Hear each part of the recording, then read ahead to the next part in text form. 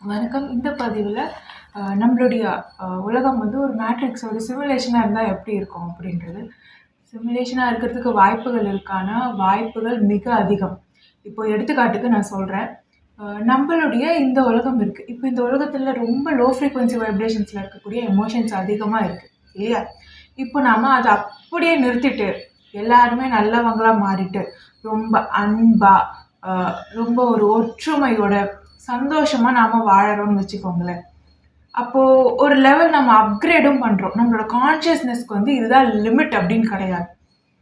இதுக்கப்புறம் கொஞ்சம் கொஞ்சமா அது என்ன ஆகும்னா, அது வந்து அ அ விசாலமா நம்மளோட கான்ஷியஸ்னஸ் வந்து எவால்வ் ஆகிட்டே போகணும். ஆனா, சில அ சில எலிமெண்ட்ஸ வச்சு அத வந்து கண்ட்ரோல் பண்ண முடியும். கான்ஷியஸ்னஸ் எவால்வ் ஆனாலுமே, அத வந்து கண்ட்ரோல் பண்ண முடியும். எடுத்துக்காட்டுக்கு சொல்லணும்னா, இப்போ இருக்க ரேடியேஷன்ஸ் நம்மளோட கான்ஷியஸ்னஸ கண்ட்ரோல் பண்ணும். சைக்கிக் எபிலிட்டீஸ கண்ட்ரோல் பண்ணும். இங்கேருந்து வரக்கூடிய செல்ஃபோன் டவர்ஸ் அந்த ஃப்ரீக்வன்சி வந்து கண்ட்ரோல் பண்ணும்.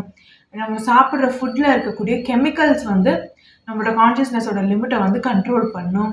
நம்மளுடைய வாழ்வியல் வாழ்க்கை முறை நம்மளோட கான்ஷியஸ்னஸ வந்து கண்ட்ரோல் பண்ணி லிமிட்டடாவே வச்சிருக்கோம். அதுக்கு மேல எவால்வ் ஆகாம. அதுக்கப்புறம் பிரெயின்ல சுரக்கக்கூடிய கெமிக்கல்ஸ் எப்படி இருக்கு? நம்ம சாப்பிடுற ஃபுட் வழியா அந்த கெமிக்கல்ஸ் எப்படி போகுது? அப்படின்றது. அப்புறம் நம்மளுடைய குணநலன்கள் தான் வந்து நம்ம உடம்புல இருக்கக்கூடிய கெமிக்கல்ஸ வந்து அ எடுத்துக்காட்டுது, ரிஃப்ளெக்ட் பண்ணுது. அதே மாரி அது வந்து திருப்பி வந்து அதில ஆதிக்கமும் செலுத்தும்.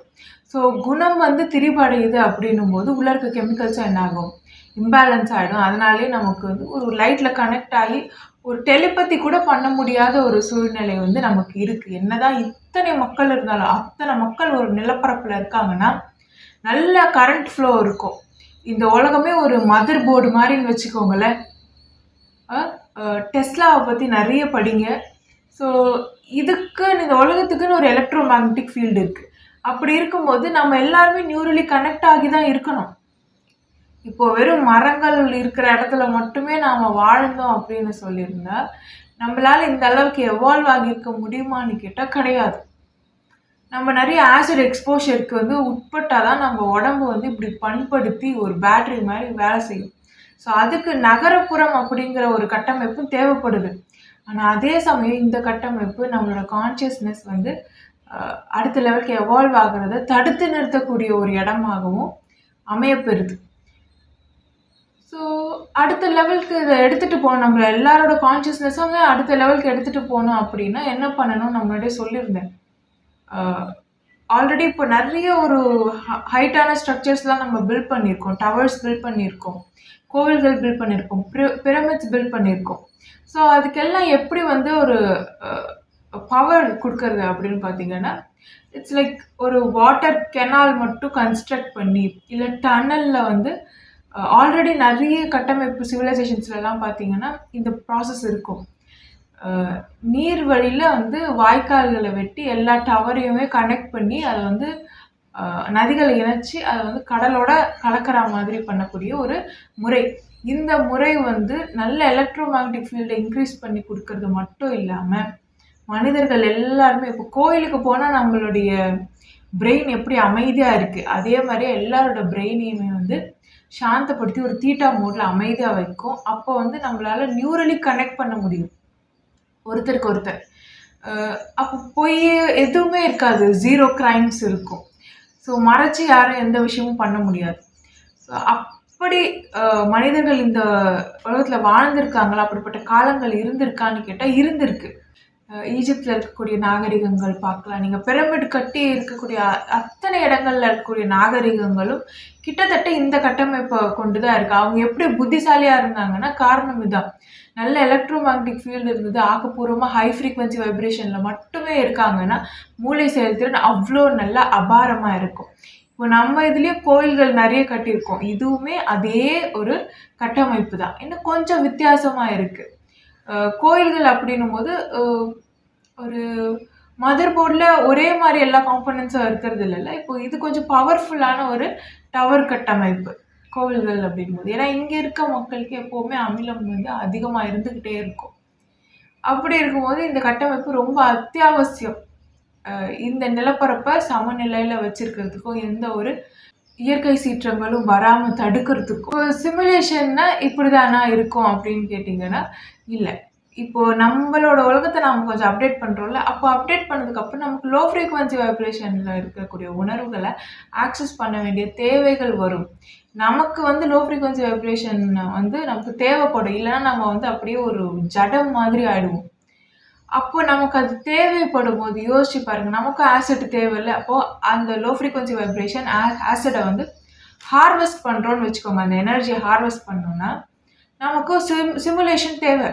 அப்போ நம்ம வந்து டவர் அமைச்சு நம்ம ஒரு சிமுலேஷன் கிரியேட் பண்றோம்னு வச்சுக்கோங்க. இது எப்படி பண்றோம் அப்படின்றது வந்து நான் டவர் ப்ராஜெக்ட்லேயே சொல்லியிருக்கேன். பட் டீட்டெயிலாக என்னால் சொல்ல முடியல. இதில் முடிஞ்ச அளவுக்கு நான் எக்ஸ்பிளைன் பண்ணுறேன். ஒரு டெஸ்லா டவர் மாதிரி ஒரு வாட்டர் கிளிஃப் டவர் வச்சுட்டு அதில் வந்து மனிதர்களுடைய பஞ்சேந்திரியங்கள் வந்து கனெக்ட் பண்ணி ஸ்டெம் செல்ஸ் எடுத்து யாருடையது ரொம்ப பலமாக இருக்கோ, எல்லா தரவுகளும் சேர்ந்த மாதிரி இருக்கோ அவங்களுடையதை வச்சு ஒரு ஒரு கட்டமைப்பை நம்மளால உருவாக்க முடியும். அந்த டவரை வச்சுட்டு நம்மளால கான்சியஸ்னஸ், நம்மளோட கான்சியஸ்னஸ் மெமரிஸ் தான்.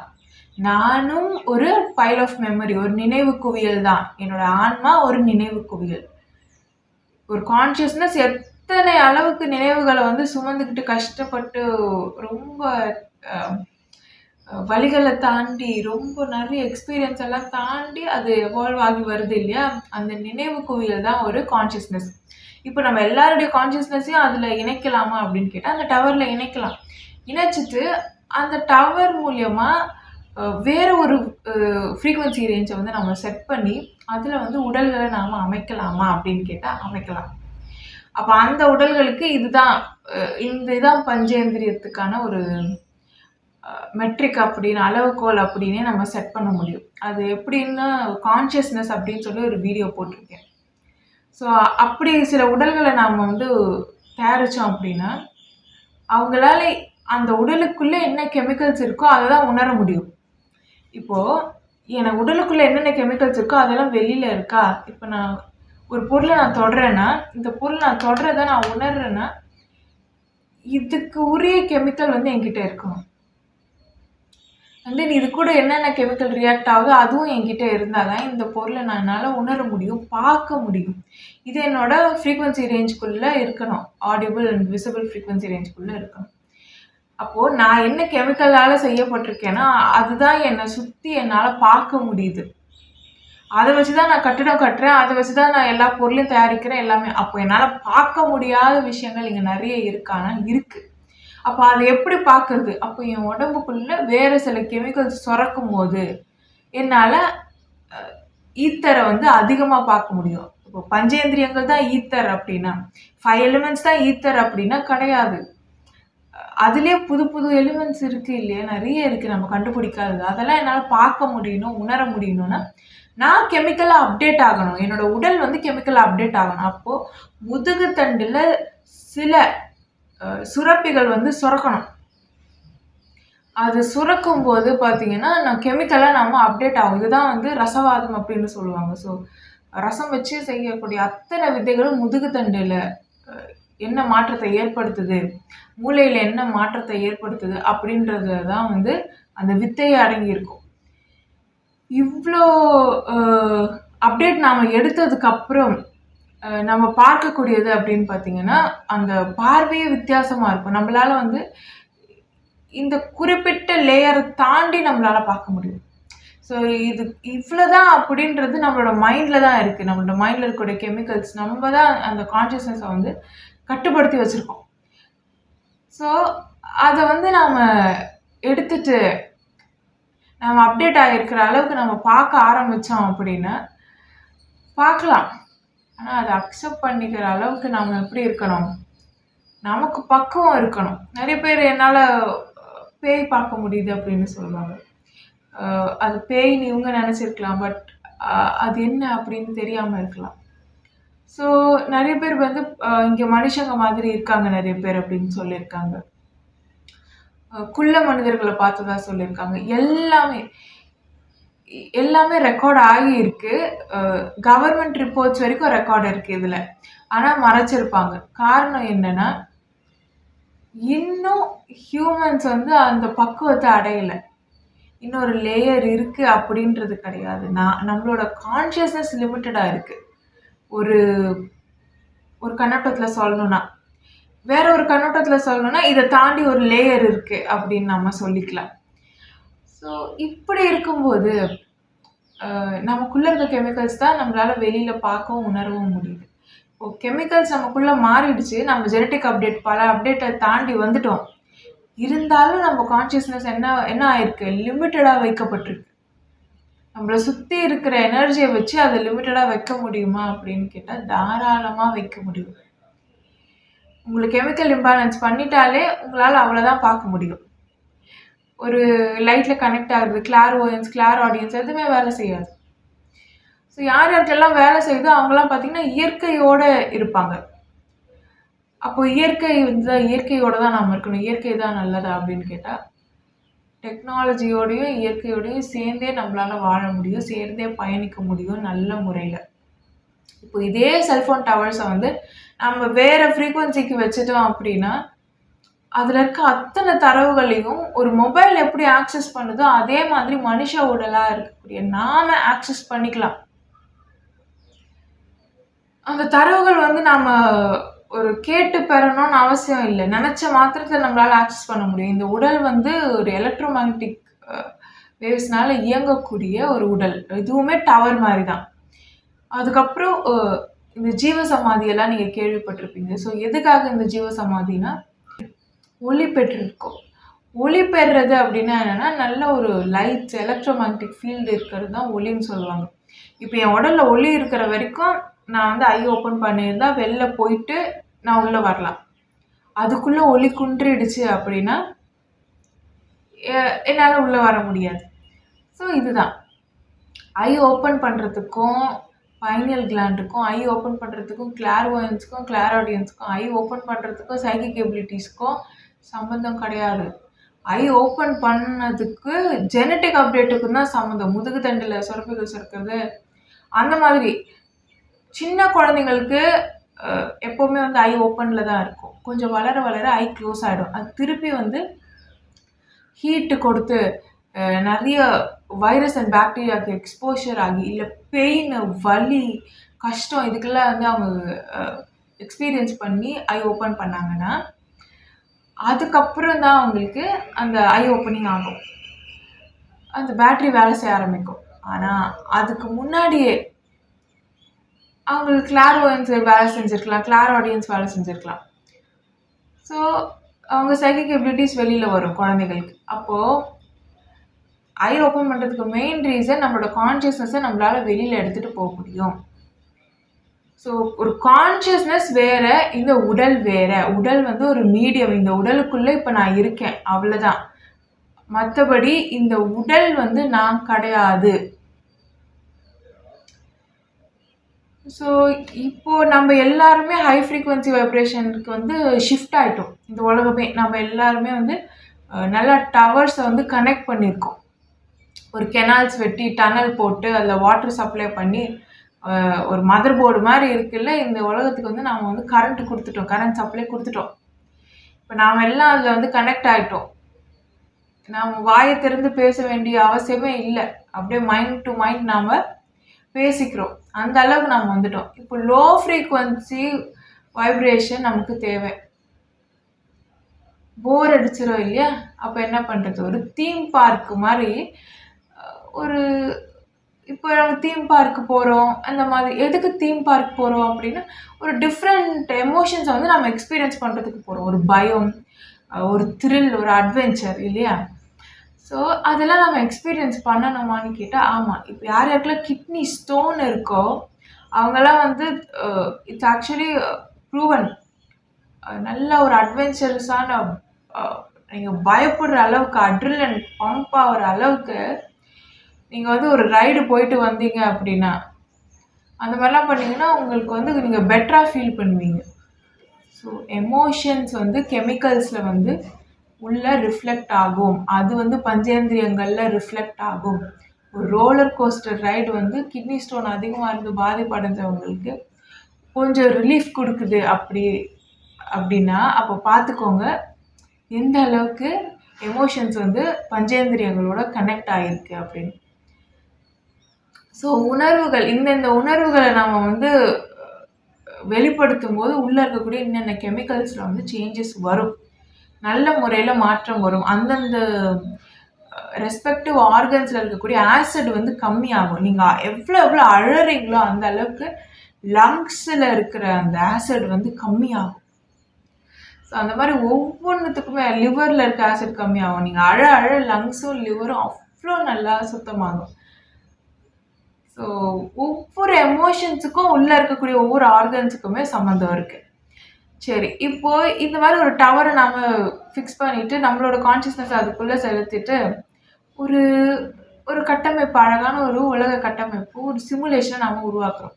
அப்போ நாம் இங்கே தான் இருப்போம், அந்த மக்களும் இங்கே தான் இருப்பாங்க. அந்த மக்களோட கான்ஷியஸ்னஸ் அவங்களோட கெமிக்கல்ஸும் லிமிட்டட் அப்படிங்கிறதுனால அவங்களுக்கு நாம் தெரிய மாட்டோம், ஆனால் நமக்கு அவங்க தெரிவாங்க. ஸோ நம்மளால் அங்கே என்ன நடக்குதுன்றத பார்க்க முடியும். ஒரு ரியாலிட்டி ஷோ மாதிரி வச்சுக்கோங்களேன், பார்க்க முடியும். அதே மாதிரி நம்ம அவங்களுக்குள்ளே போய் நம்மளால் வாழ முடியும். நம்ம ஒரு ஹோஸ்டாக அவங்களுக்குள்ளே போக முடியும். எப்படி போகலாம்? அவங்க எல்லாருக்கும் ஐ ஓப்பன் ஆகியிருந்தா நம்ம ஹோஸ்டாக அவங்களுக்குள்ளே போகலாம்.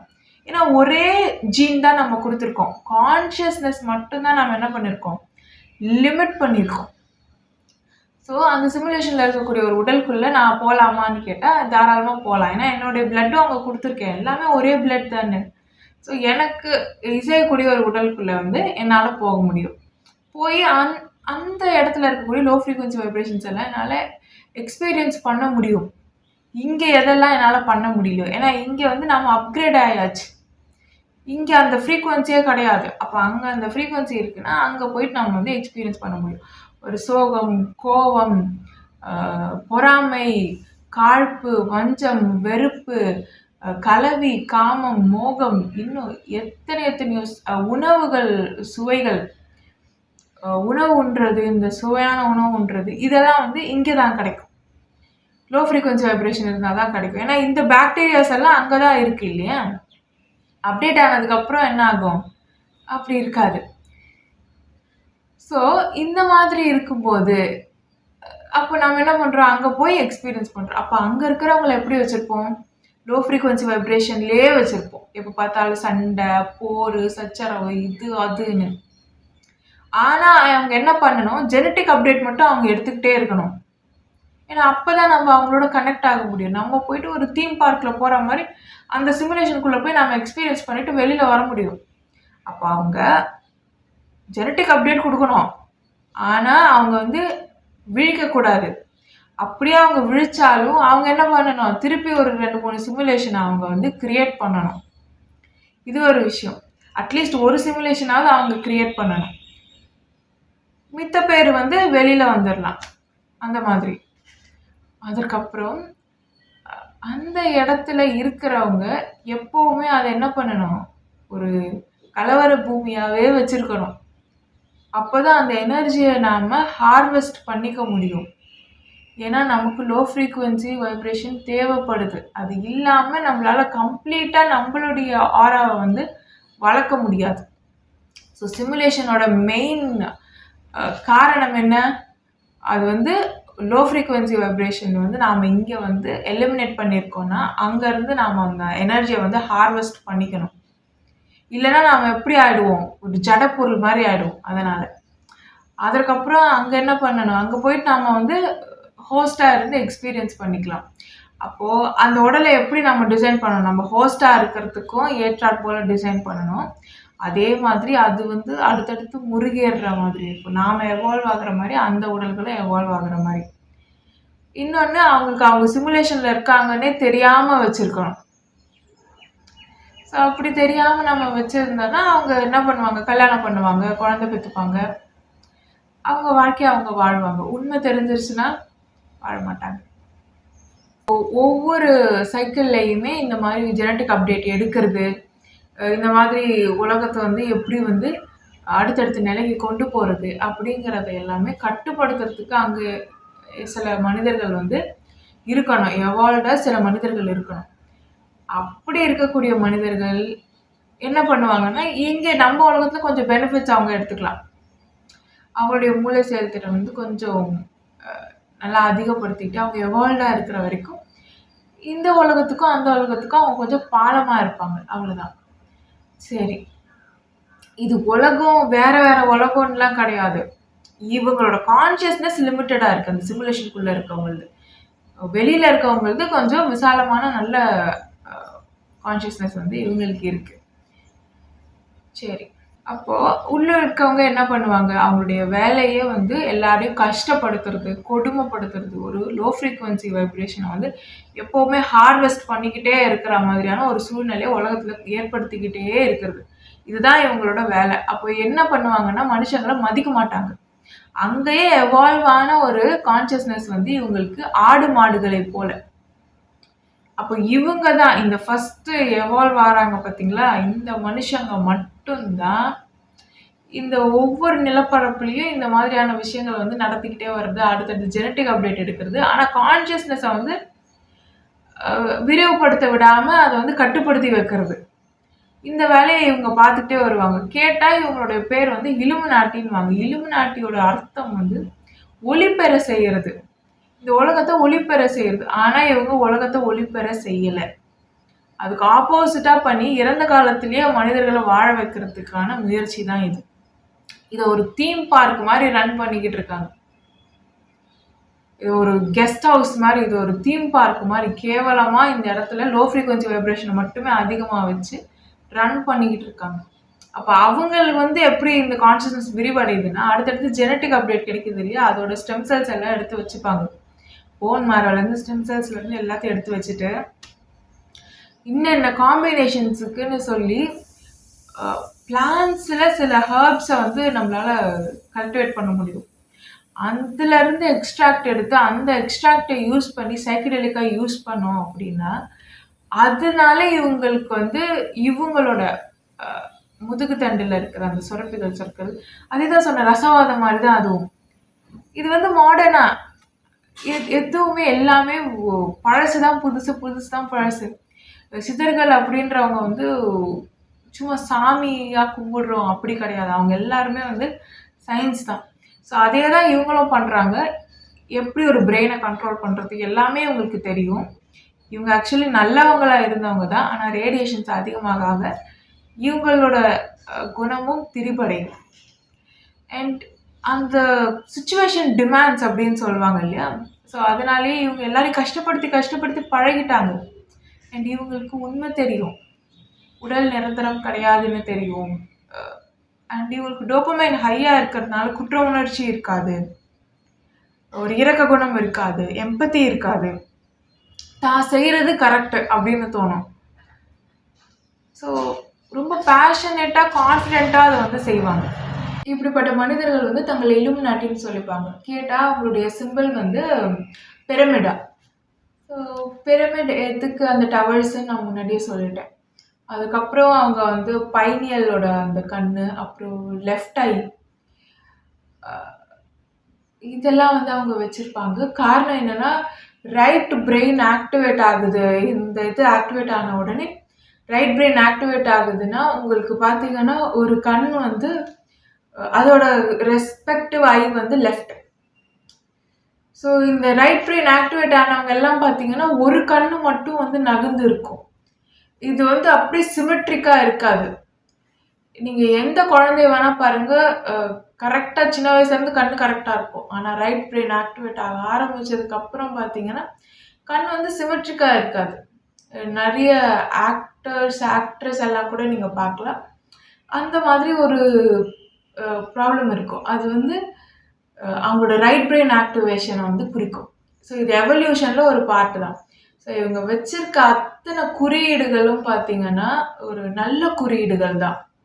ஸோ இவங்களுக்குன்னு பெருசாக எந்த அடையாளமும் கிடையாது.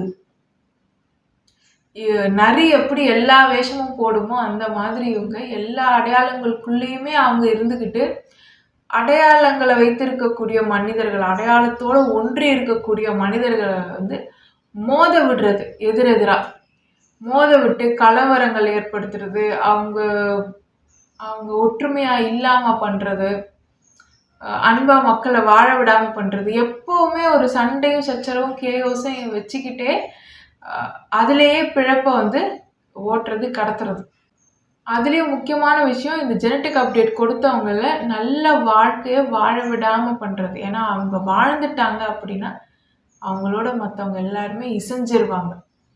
ஸோ அவங்கள வந்து வாழ விடாம பண்ணி சமூகத்துல ஒரு பெரிய அந்தஸ்தோ இல்லை பொறுப்போ கொடுக்குற மாதிரி கொடுத்து பணத்தை கொடுத்துருவாங்க. பணம் வந்து இங்க ஒரு பேப்பர் தான், நமக்கு அது பணம்.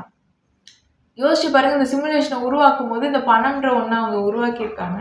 அது வெறும் பேப்பர்.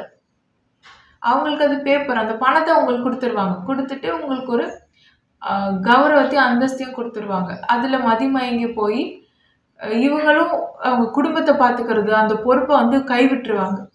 என்னைக்கு அந்த குடும்பத்தை கட்டமைச்சு பார்த்துக்கிற அந்த பொறுப்பை வந்து ஒரு மரபு முருகேன்னு ஒரு ஆண், பெண் கூட கிடையாது, ஆண் கைவிடுறாங்களோ அப்போ அந்த சமூகம் இழிவா போகும். ஏன்னா மரபை கடத்துறது ஆண் தான். நோய் இல்லாம குழந்தைகள் பிறக்கிறதுக்கும் ஆரோக்கியமா இருக்கிறதுக்கும் எல்லாரும் சமநிலையில நல்ல சிறந்த மூளை செயல்திறனும் மனநிலையும் கொண்டு இருக்கிறதுக்கு எப்படி ஒரு பெண் முக்கியமோ அதே மாதிரி ஒரு சமூகத்துக்கு ஒரு நல்ல மரபும் நல்ல குணமும் இருக்கிறதுக்கு, கலைகள் எல்லாமே இருக்கிறதுக்கு காரணம் ஆண். வீரியமான ஒரு மரபை வந்து ஒரு ஆண் வாழ்ந்து இலக்கணமா எழுதிட்டு போனா 1000 வருடங்களுக்கு அப்புறம் கூட அவங்க அதை வாழ்ந்து எழுதி கடத்தின அந்த மரபு வந்து கண்டினியூ ஆகும் அவங்க தலைமுறை. அதனால தான் ஆண் பிள்ளைகள் வேணும் அப்படின்னு எல்லாருமே நாம் வந்து கேட்கறதுக்கு காரணம், ஜெனட்டிக்காக நம்மளோட கான்சியஸ்னஸ் வந்து அடுத்து டிராவல் ஆகும்போது ஒரு ஆண் உடல்ல தான் அது வந்து கடத்தப்படுது. அப்போ ஒரு ஆண் அடுத்து அவருடைய மகன், அதற்கு அடுத்து அவருடைய மகன்னும் போது இவருடைய குணத்தையே அவங்க எல்லாரும் பிரதிபலிக்கணும். அப்பதான் பஞ்சேந்திரியங்கள் அது போன்ற தரவுகள் மட்டுமே இருக்கும். அப்பதான் அதே உடல்கள்ல வம்சாவளியில இவர் திருப்பி இந்த கான்சியஸ்னஸ் ஒரு உடலை எடுக்க முடியும். அப்போ இல்ல, குணம் எங்கேயோ திரிபடைஞ்சு கட் ஆயிடுது அப்படின்னா இந்த செட் ஆஃப் கான்சியஸ்னஸே வந்து லாஸ்ட், அவ்வளவுதான். அப்போ எவால்வ் ஆன கான்சியஸ்னஸ் ரிவர்ஸ்ல போகும். மோசமான உடல்கள் நம்ம உற்பத்தி பண்றோம். குணமில்லாத திரிபடைஞ்ச குணத்தோட இருக்கக்கூடிய மக்களை, கடத்துதற்கு உரிய மரபில்லாத மக்களை வந்து நாம அடுத்தடுத்த கட்டத்துக்கு வந்து எடுத்துட்டு வரோம் அப்படின்னா அது ஆக்கப்பூர்வமா இருக்காது, நமக்கே ஆபத்தா இருக்கும். ஸோ எங்க ஒரு நிலப்பரப்புல ஜெனட்டிக் அப்டேட் நல்லா இருக்கோ அங்கெல்லாம் பார்த்தீங்கன்னா அடுத்த தலைமுறை குழந்தைகள் வந்து இன்னும் மூளை செயல்திறன் நல்லா இருக்கும், நல்லா புத்திசாலியா இருப்பாங்க. ஆனா இங்கதான் இவங்களோட வேலையை ஆரம்பிக்குது. இவங்களுக்கு என்ன அடையாளம் சொல்றதுன்னு எனக்கு தெரியல. இந்த கும்பல் வந்து உளவியல் ரீதியா மக்களை ரொம்ப பலவீனப்படுத்துறது, ஃபேமிலி ஸ்ட்ரக்சர் அந்த இடத்துல உடைக்கிறது. ஏன்னா மாஸ் அவேக்கனிங் நடக்கிற அந்த நேரத்துல ஃபேமிலி ஸ்ட்ரக்சரை உடைக்கிறது, சோஷியல் ஸ்ட்ரக்சரை உடைக்கிறது, மக்களுக்குள்ள வந்து ஒரு ஒற்றுமை இல்லாமல் பண்ணுறது, அன்பு இல்லாமல் பண்ணுறது, அதுக்கப்புறம் ஃப்ரீக்குவன்சியில் சேஞ்சஸ் கொண்டு வர்றது, ஊட்டச்சத்து குறைபாடு, காய்கறிகள் பழங்கள் எல்லாத்துலேயும் ஊட்டச்சத்து குறைபாடை கொண்டு வர்றது, இந்த மாதிரி எத்தனையோ விஷயங்கள், ரேடியேஷன்ஸ் இது அதுன்னு எல்லாத்தையும் எடுத்துகிட்டு வந்து அவங்களை இன்னும் மோசமான நிலைக்கு திருப்பி பின்னோக்கி தள்ளிட்டு அவங்களுக்கு தேவை ஜஸ்ட் ஜெனட்டிக் அப்டேட் மட்டும்தான். அதை மட்டும் கொடுத்துட்டு எல்லாருமே எவால்வ் ஆனால் எப்படி கட்டுப்படுத்த முடியும்? எல்லாருமே அறிவாளி ஆகிட்டா எப்படி கட்டுப்படுத்த முடியும்? எல்லாருமே புத்திசாலியாக இருந்தால் கேள்வி கேட்டால் ஆட்டு மந்தியாக இருக்கிற வரைக்கும் தான் கட்டுப்படுத்த முடியும். ஸோ அமைதியாக அவங்கள ஒரு ஜீனோசைடு, ரொம்ப ஒரு மைல்டாக சத்தமே இல்லாமல் ஒரு ஜீனோசைடு. அடுத்து வரக்கூடிய குழந்தைகள் எல்லாமே எப்படி இருக்கும்? ஒரு எது நடந்தாலும் என்னன்னு பார்த்துக்கிற மாதிரியும், இந்த சிஸ்டத்தை மதிக்கிற மாதிரியும், எது சொன்னாலும் கேட்டுட்டு போகிற மாதிரியும், காசு கொடுத்தா அப்போதைக்கு டோப்பமைனுக்கு ஓகே அப்படின்னு சொல்கிற மாதிரியும், வேலை செய்யறதுக்கு மட்டுமே படிக்கக்கூடிய, வேலை செய்யறதுக்கு மட்டுமே பழகக்கூடிய ஒரு மரபை கொண்ட மாதிரியான அந்த வாழ்வியல் முறைக்கு பழக்கப்பட்ட, அதுக்காகவே ப்ரீ கண்டிஷனா செய்யப்பட்ட மாதிரியான குழந்தைகள் தான் அதுக்கு அடுத்து வரும். உளவியல் ரீதியான மிகப்பெரிய தாக்குதல் இங்கே. அப்போ இது ஒரு சிமுலேஷனா அப்படின்னு கேட்டா, ஆமாம், இது ஒரு சிமுலேஷன். அப்போ இந்த சிமுலேஷன் விட்டு நாம வெளியில போலாமான்னு கேட்டா, தாராளமா நாம வந்து எவால்வ் ஆகிட்டோம். கான்ஷியஸ்னஸ கொஞ்சம் எவால்வ் பண்ணி, நம்ம கெமிக்கலி பேலன்ஸ்ட் ஆனாலே போதும். ஃப்ரீக்வென்சிய கொஞ்சம் சேஞ்ச் பண்ணாலே போதும். அப்போ அதுக்கு நாம என்ன பண்ணணும்? 2 விஷயம் பண்ணணும். ஒண்ணு செக்யூரிட்டி டோம் அப்படின்னு ஒண்ணு சொல்லியிருப்பேன். செக்யூரிட்டி டோம்னா என்னன்னா, நம்ம என்னதான் ஃபுல்லா வந்து எவால்வ் ஆகி நெக்ஸ்ட் ஸ்டேஜ்க்கு நம்ம போனாலும், நம்ம ஒரு மீடியம். ஸோ ஒரு மீடியமா இருக்கும்போது நம்மள நாம ப்ரொடெக்ட் பண்ணிக்கணும். ஸோ அதுக்காக தான் செக்யூரிட்டி டோம்ன்றது ரொம்ப முக்கியம். ஸோ நமக்குள்ளேயும் லோ ஃப்ரீக்வன்சி எமோஷன்ஸுக்கான கெமிக்கல்ஸ் இருக்கு. அதை மொத்தமா நம்ம வேரோட நம்மளை விட்டு பிடுங்கி எடுத்துட்டோம்னா நம்ம ஜடமா மாறிடுவோம். அப்போ உள்ளுக்குள்ள அந்த சுரப்பிகள் இருக்கும். ஆனா அதுக்கான ஆக்சஸ் வந்து வெளியில இருந்து நம்ம கொடுத்துடக்கூடாது. எங்கெங்க கரண்ட் ஃப்ளோ நல்லா இருக்கும் உடம்புக்கு, இப்போ மலைப்பகுதிகளில் இருக்கும்போது, இல்ல ஆறுகள் நதிகளுக்கு பக்கத்துல இருக்கும்போது, இல்ல கடலுக்கு பக்கத்துல இருக்கும்போதும், கடல்ல டிராவல் பண்ணும்போதும், அதுக்கப்புறம் வந்து இந்த உருமி, தப்பு, பறை இந்த வாத்தியங்களை வாசிக்கும் போதெல்லாம் பார்த்தீங்கன்னா நல்ல எலக்ட்ரான் டிஸ்சார்ஜ் இருக்கும் உடம்புல. கரண்ட் ஃப்ளோ நல்லா இருக்கும். அப்போ வந்து உங்க உடம்புக்குள்ள ஹோஸ்ட் வரத்துக்கான வாய்ப்புகள் அதிகம். நிறைய பேர் வந்து இது பேராநார்மல், இது வந்து சூடோ கிடையாது. சேம் லேயர்ல உங்களால கான்ஷியஸ்னஸ் விரிவடைஞ்சு பார்க்க முடியுதுன்னா யூ கேன் சி. ஸோ ஒரு விஷயம் புரிஞ்சுக்கோங்க, நம்மளுடைய உடல் வந்து ஒரு மீடியம் மாதிரி. ஸோ ஐ ஓப்பன் ஆயிடுச்சுனாலே you are not an individual entity. So அப்படி இருக்கும்போது செக்யூரிட்டி டோம்னு சொல்லக்கூடிய இந்த ப்ராஜெக்ட் வந்து ரொம்ப முக்கியம். இது சயின்ஸ், டோட்டலி சயின்ஸ். இது வந்து நியூ கான்செப்டாக நிறைய பேருக்கு தோணலாம், கொஞ்சம் அட்வான்ஸாக இருக்க மாதிரி தோணலாம். ஆனால் அப்படியெல்லாம் கிடையவே கிடையாது. இந்த மாதிரி எலக்ட்ரோ மேக்னெட்டிக் வேவ்ஸ் பற்றி நிறைய பேர் ரிசர்ச் பண்ணி ஆல்ரெடி எழுதி வச்சுட்டு தான் போயிருக்காங்க. நம்மளோட ஆக்சஸ்க்கு அது வரல, அதை மறைச்சி வச்சுருந்தாங்க, அவ்வளோதான். இந்த செக்யூரிட்டி டோம்ன்ற ப்ராஜெக்டை பண்ணாமல் நம்ம வந்து வேர்ல்டை லைட் அப் பண்ணணும் அப்படிங்கிறதெல்லாம் வந்து நம்ம எதிர்பார்க்கவே முடியாது. நமக்கு அது சேஃபாக இருக்காது, ஃபர்ஸ்ட் திங். அண்ட் நாம் இங்கே எவால்வ் ஆன சோல்ஸ் இங்கே நிறைய இருக்குது. கான்ஷியஸ்னஸ் இருக்குது. கான்ஷியஸ்னஸ் தான் சோல். அண்ட் நாம் இருந்தாலும் இல்லைனாலும் பெருசாக வித்தியாசம் கிடையாது. புரிஞ்சுக்கோங்க. ஒருத்தருக்கு ஒருத்தர் அவங்க சோலை பார்த்து நாம தான் நமக்கு வந்து நமக்கான மரியாதையை நாம் கொடுத்துக்கணும் எமோஷ்னலி. சரிங்களா? எல்லாருமே சோல் ரொம்ப கஷ்டப்பட்டு ஒரு கான்ஷியஸ்னஸை எவால்வ் ஆகி வந்திருக்கு. இப்படி இருக்கும்போது இங்கேயே வந்து நிறைய அறிவு இருக்கக்கூடியவங்க, ஆனால் அன்பு குறைவாக இருக்கக்கூடியவங்க எப்படி அந்த அறிவை பயன்படுத்துவாங்கன்னு யோசிச்சு பாருங்க. அவங்க இங்கேயே எவால்வ் ஆன கான்ஷியஸ்னஸை வந்து ஆடு மாடுகள் மாதிரி தான் பார்ப்பாங்க. ஏன்னா இது ஒரு சிமுலேஷன் தானே. ஸோ அதனால நமக்குள்ள எப்போவுமே அன்பாக இருப்போம், ஒற்றுமையாக இருப்போம். அதற்கடுத்து ரொம்ப முக்கியமான விஷயம், இன்னொரு சிமுலேஷன் நாம் கிரியேட் பண்ணணும். அதுக்கான வழிமுறைகளை நான் சொல்லியிருக்கேன். ஸோ அது நாம் எடுத்துகிட்டு போகிறது ரொம்ப அவசியம். ஏன்னா நமக்குமே என்ன தேவை? லோ ஃப்ரீக்வன்சி எனர்ஜி ஹார்வெஸ்ட் பண்ணி எடுக்க வேண்டிய அவசியம் நமக்குமே இருக்குது. இன்னொன்று, நாமளுமே அது போய் எக்ஸ்பீரியன்ஸ் பண்ணிட்டு வரணும். ஏன்னா நம்மளோட ஹெல்த்துக்காக. இப்போ நம்ம ஒரு சிமுலேஷனுக்குள்ளே போய் ஒரு கேம் விளையாடிட்டு வரோம்ல, ஒரு கேம் மாதிரி, ஒரு வீடியோ கேம் மாதிரி. அப்போது நம்ம வந்து இன்னொரு செட் ஆஃப் பீப்புளுக்கு நம்ம ஒரு வீடியோ கேமா, நம்ம ஒரு ரியாலிட்டி ஷோவா, நம்ம வந்து ஒரு தீம் பார்க் மாதிரியா, நமக்குன்னு எமோஷன்ஸ் இல்லையா அப்படின்னு கேட்டால் ஆமாம் அப்படின்றது தான் பதில். ஸோ உங்களுக்கு புரிகிற மாதிரி சொல்லணும்னா, ஒரு கட்டத்தில் ரொம்ப கஷ்டப்பட்டு முன்னுக்கு வந்தவங்க அதுக்கப்புறம் மேலே வந்ததுக்கப்புறம் பழச மறந்துடுவாங்க. ஏன் மறக்கிறாங்க அப்படின்னா, அவங்களால இந்த ஃப்ரீக்வன்சி, இந்த எனர்ஜியோட கனெக்ட் பண்ண முடியாது. அப்படியே மறந்துடுவாங்க.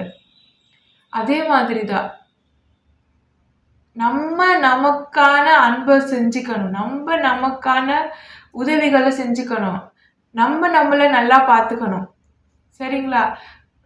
இறை அப்படிங்கிறது நம்ம கிட்ட தான் இருக்கு. நம்ம எவ்வளோ ஆல்கலைனா இருக்கோம், எவ்வளோ அன்பா இருக்கோம் அப்படிங்கிறது தான் இருக்கு. நாம தான் எல்லாமே. இந்த ஜெனடிக் அப்டேட் கொடுக்கக்கூடிய மனுஷங்க தான் வந்து உங்க கார்டியன் ஏஞ்சல். நீங்க கும்பிடுற குலதெய்வங்கள் எல்லாமே வந்து உங்க வம்சாவழியில தான் பிறந்துட்டு வருது. ஸோ இதெல்லாம் நாம பார்க்கணும்.